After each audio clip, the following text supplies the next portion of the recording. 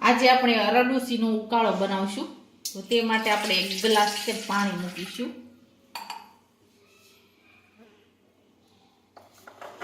તેમાં આપણે આ અરડુસીના પાન છે તે નાખીશું.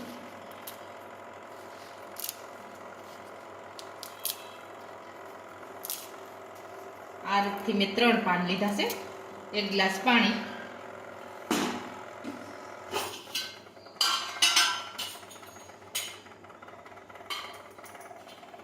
થોડી હળદર નાખીશું,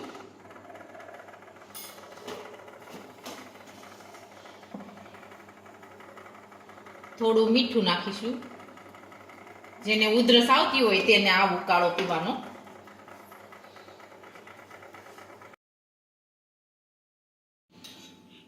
હવે આપણો અરડુસીનો ઉકાળો છે તે બનીને તૈયાર થઈ ગયો છે.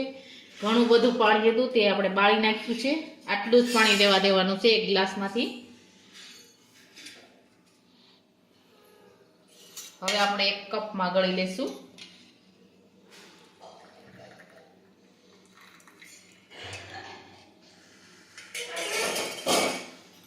હવે આપણે તેમાં થોડું મધ નાખીશું.